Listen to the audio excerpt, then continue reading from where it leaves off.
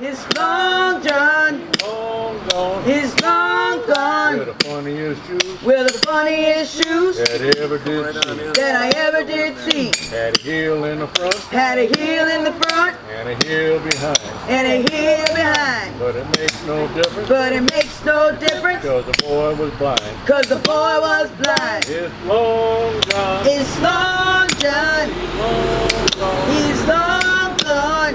Long gone. It's long John. Long gone. He's long gone. Long gone. He's long gone. Long gone. He's long gone. Welcome, ladies and gentlemen.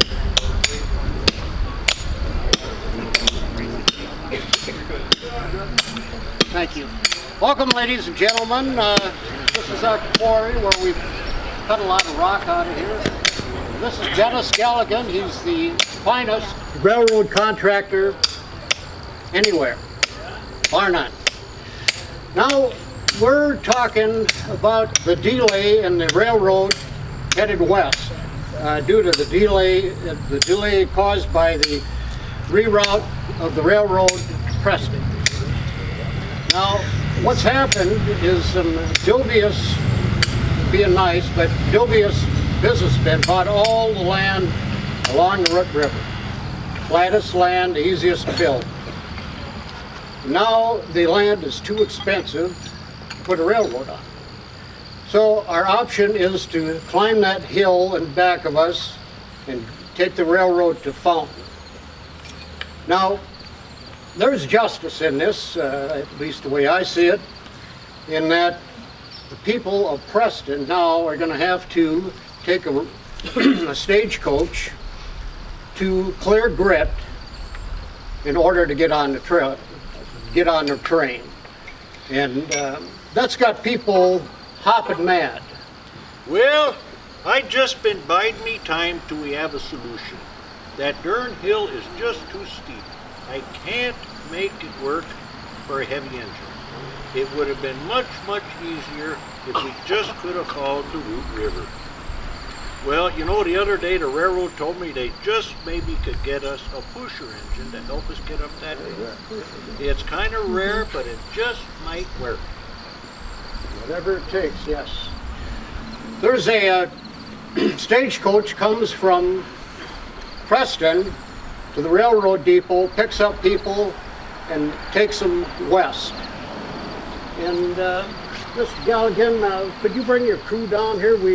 Come on now, boys. Let's meet your people here. Where's the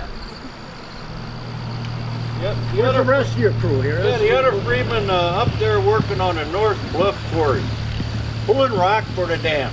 I see. We're down here cutting rock for the Phoenix Hotel. Well, Phoenix, I just mentioned Phoenix. Yes.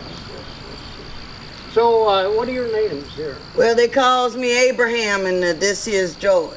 Okay, I'm Mr. Mann.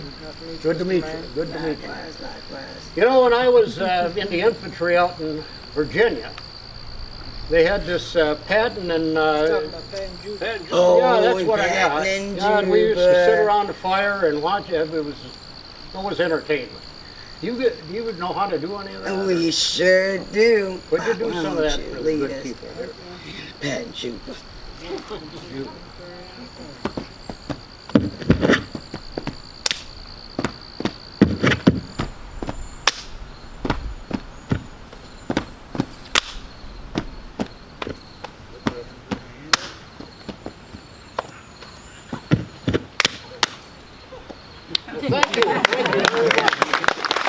When you're working in town here, where do you guys live?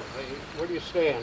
Well, we stay over there at the Negro Hotel, just across from the river. Now, our real home's in the woods near Rushford. Enough said about that. Where from, you ask? Well, I'm gonna do my best, and I'm gonna try to tell you. I came up the river from Missouri, thanks to Mr. and Mrs. Stevens. Lincoln and the Freedmen's Bureau, they was giving some of us folks 40 acres and a mule. Just like they supposed to after the war with the law and all of that. But now that Lincoln dead, rest his soul, Pres Johnson, he take back that land, and things getting real bad again. So I thought it was best to come up north where I can get a job in peace, not end up hanging from some old tree with a burning cross. Stevens, though, they treat me real good. They treat me real good. I can't say enough about them. They taught me how to read, and I went to see Frederick Douglass in Winona. It was the most important day of my life. Well, aside from my children's being born, of course. Me, I was sitting up in the balcony with the poor folk, but I hear he coming back again. Well, this time to Rochester. Yes. Very nice. He gonna talk about us folk getting the vote. 15th Amendment. Why, I'd crawl there on my belly just to hear his golden words again. Frederick Douglass said, "The fathers of this republic did not intend to determine the measure of men's rights by the complexion of their skin. But it was not until judgments, terrible, far-reaching, had smitten down upon this nation that we were finally ready to depart from our devotion to slavery. It was not until we seen our sons and fathers slain in battle, returning home from war mere stumps of men, armless, legless, and bowed down. It was not until all this had come to pass that we were finally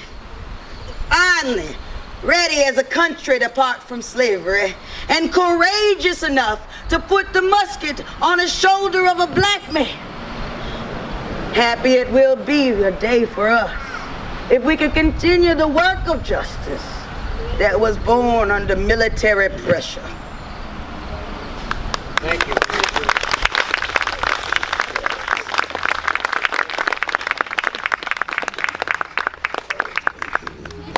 Abraham, I commend you.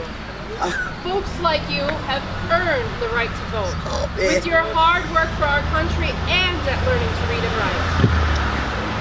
Now, folks, you'd all like to follow me.